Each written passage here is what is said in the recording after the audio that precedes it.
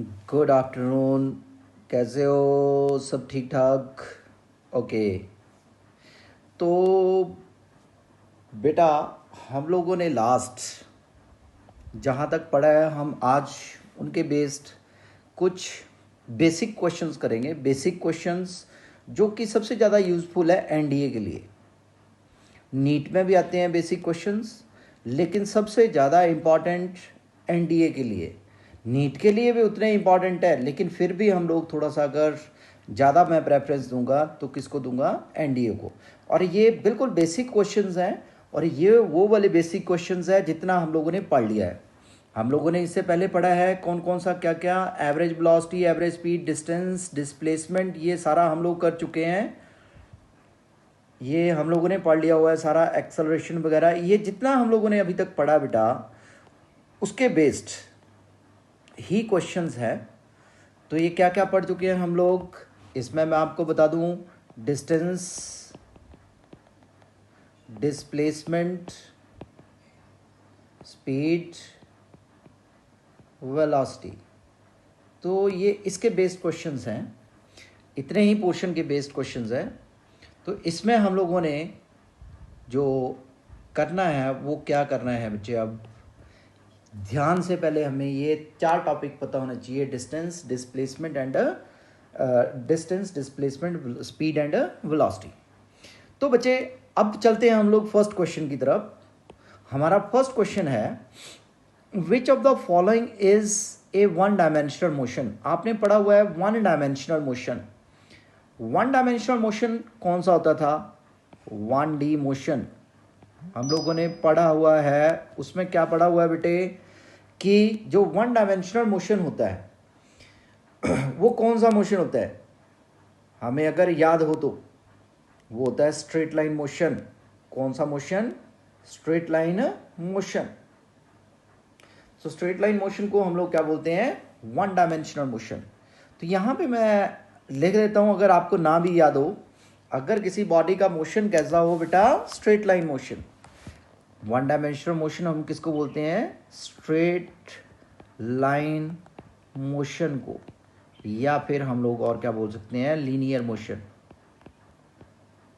या फिर translatory motion भी बोल लेते हैं। तो इसमें से आपको क्या सिलेक्ट करना है? देखो, लैंडिंग ऑफ एन एयरक्राफ्ट, ये 2D है, 2 डायमेंशनल। रिवॉल्विंग अर्थ, ये भी आपको मैंने बताया है 2 dimensional. Motion of wheel of a moving train, circular motion, 2D। तो train running on a straight track, this is one dimensional. Straight track, देखो अब इससे मैच कर रहा है कि स्ट्रेट लाइन मोशन से।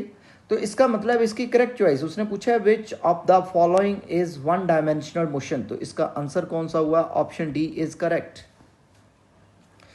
सो आई होप सो कि आपको फर्स्ट क्वेश्चन समझ आ गया होगा। अब चलते हैं हम सेकेंड क्वेश्चन की तरफ। सेकेंड क्वेश्चन क्या बोल रहा है बेटे?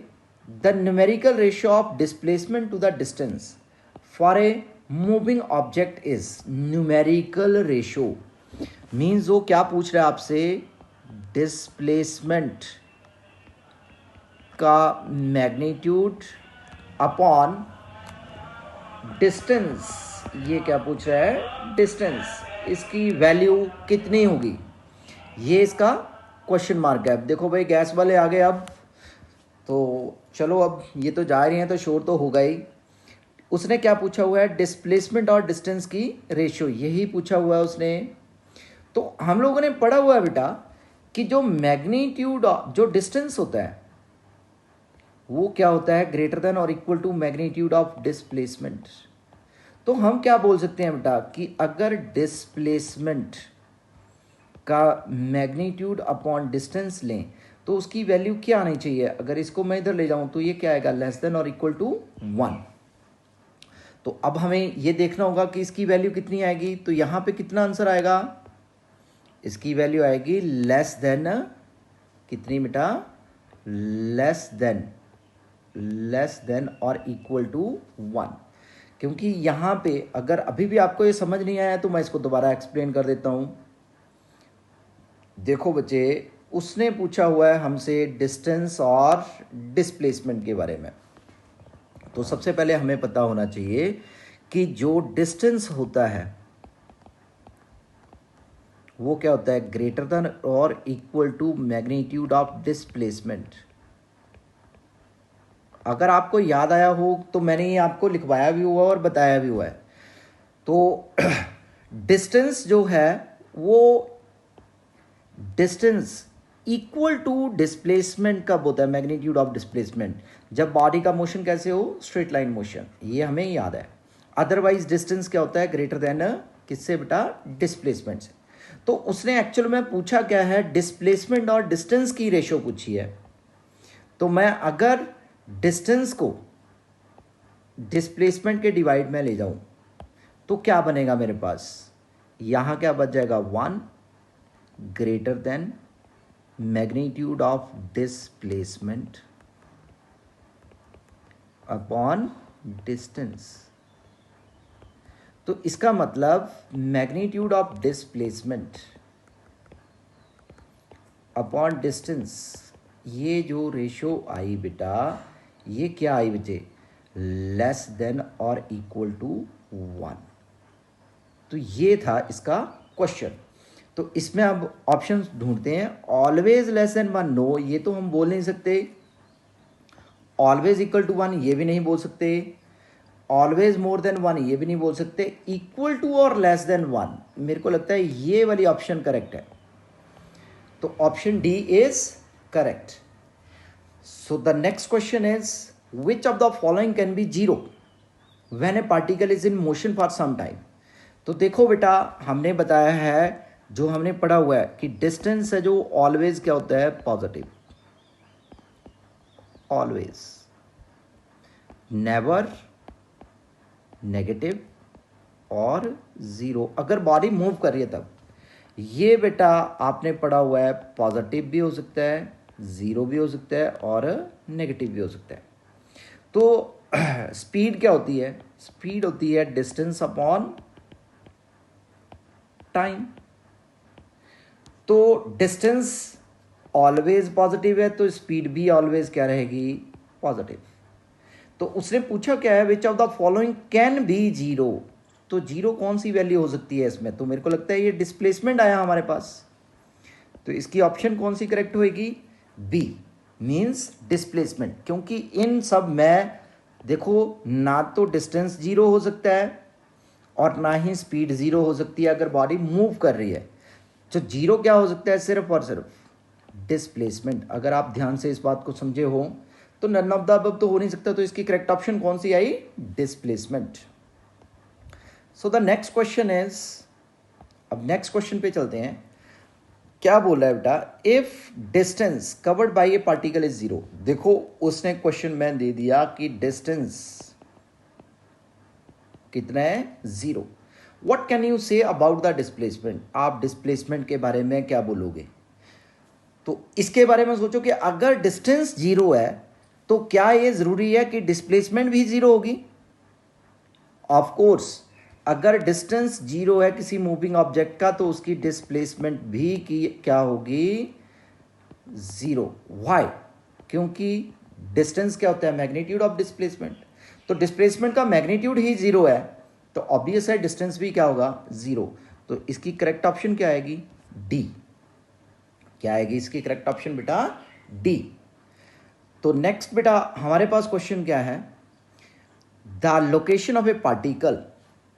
क्या है बेटा, the location of A particle has changed. देखो लोकेशन चेंज हो रही है मींस पोजीशन चेंज हो रही है। What can you say about the displacement and distance covered by the particle. दोनों के बारे में पूछा है उसने। तो देखो बेटा, अगर लोकेशन चेंज हो रही है तो डिस्प्लेसमेंट की वैल्यू कुछ ना कुछ होगी, means does not equal to zero. Distance भी does not is equal to zero. तो इसका मतलब पहली ऑप्शन हमें अच्छी लग रही है, नीदर कैन बी जीरो। ना डिस्प्लेसमेंट जीरो होगी और ना ही क्या चीज जीरो होगी बेटे, डिस्टेंस। क्योंकि उसने क्या बोला है, location of the particle changed, means position change हो रही है। पोजीशन क्या है, चेंज हो रही है। पोजीशन चेंज हो रही है तो डिस्प्लेसमेंट होगी, क्योंकि चेंज इन पोजीशन क्या होता है, डिस्प्लेसमेंट। तो ऐसा तो हो नहीं सकता 1 में भी 0, 0 तो कोई भी चीज़ नहीं होगी इसमें से, तो ये तो गलत है। बोथ में भी 0, दोनों 0 भी नहीं हो सकते। 1 is positive and other is negative, no, ये भी 0 नहीं है, ये चीज़ भी नहीं हम लोग मान सकते।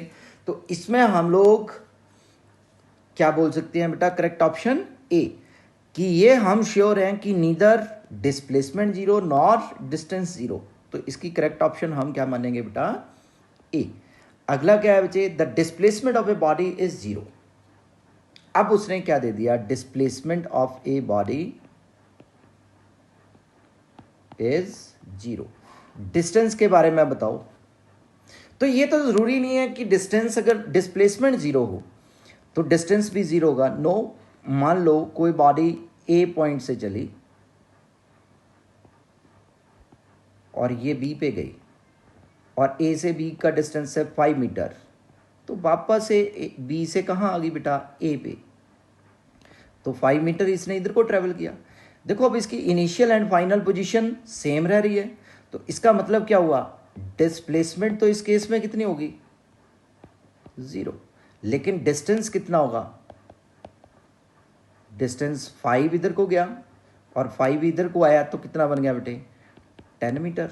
तो इसका मतलब ये हुआ कि अगर डिस्प्लेसमेंट 0 है तो ये ज़रूरी नहीं है कि डिस्टेंस 0 हो।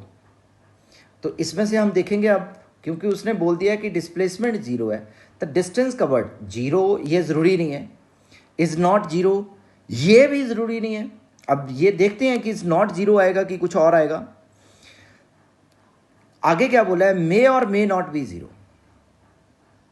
अगर बॉडी मूव ही नहीं कर रही है, मान लो डिस्प्लेसमेंट 0, अब इसने मोशन की तो बात करी नहीं है इसमें, तो अगर कोई बॉडी रेस्ट में है तो ऑब्वियस है डिस्प्लेसमेंट और डिस्टेंस दोनों क्या होंगे, डिस्टेंस भी 0 होगा और डिस्प्लेसमेंट भी 0 अगर बॉडी रेस्ट में। तो इसका मतलब क्या हो सकता है कि डिस्प्लेसमेंट 0 होने के कारण डिस्टेंस 0 हो भी सकता है और नहीं भी हो सकता है। तो इसका मतलब इसकी करेक्ट चॉइस कौन सी होगी, सी। हम ये श्योरली नहीं बोल सकते कि नॉट 0, क्योंकि अगर बॉडी रेस्ट में हुई तो डिस्टेंस 0 होगा, तो इसका मतलब ये भी श्योर नहीं है, ये तो होगा ही नहीं। तो इसके बाद बेटे हमारे पास option depends upon acceleration, acceleration का कुछ नहीं इसमें लेना देना, तो कौन सी करेक्ट ऑप्शन होगी बेटा, सी। सो आई होप सो कि आपको ये क्वेश्चन समझ आ गया होगा। अब बढ़ते हैं बेटा हम नेक्स्ट क्वेश्चन की तरफ।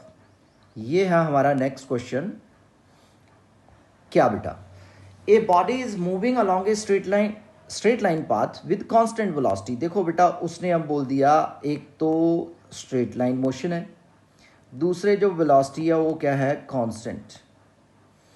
Eight an instant of time the distance travelled by it is S and its displacement is D. Then अब बेटा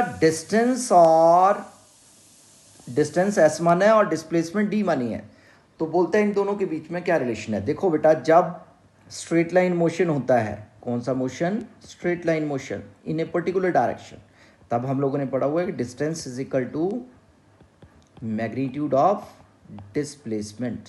तो मेरे को लगता है ये तो लेस देन बोल रहा है डिस्प्लेसमेंट, ये ग्रेटर देन बोल रहा है, ग्रेटर तो होती नहीं है डिस्प्लेसमेंट। तो अगर स्ट्रेट लाइन मोशन है तो स्ट्रेट लाइन मोशन में ये भी गलत है। तो मेरे को लग रहा है कि क्वेश्चन नंबर 7 का सी ऑप्शन करेक्ट है। डी तो कोई ऑप्शन ही नहीं बनी, डी एस हो सकता था यहाँ पे, ये भी गलत है। तो इसकी करेक्ट ऑप्शन क्या आई बेटा हमारे पास, सी।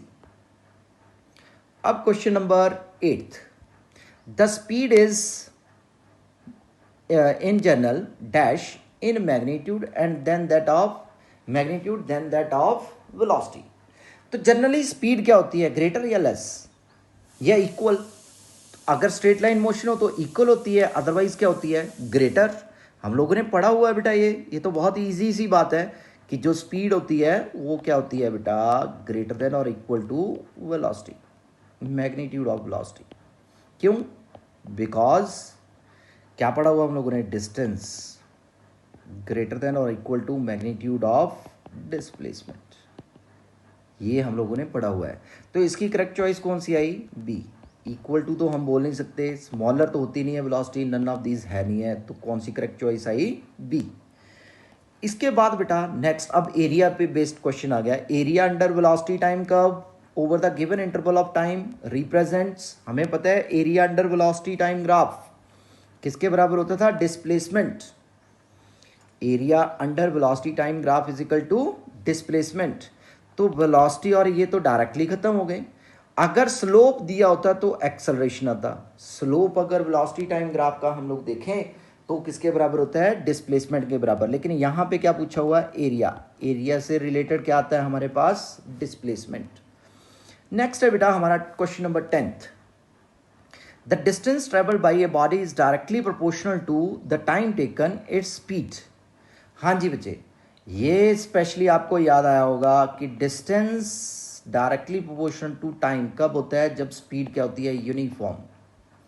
स्पीड क्या हो, यूनिफॉर्म।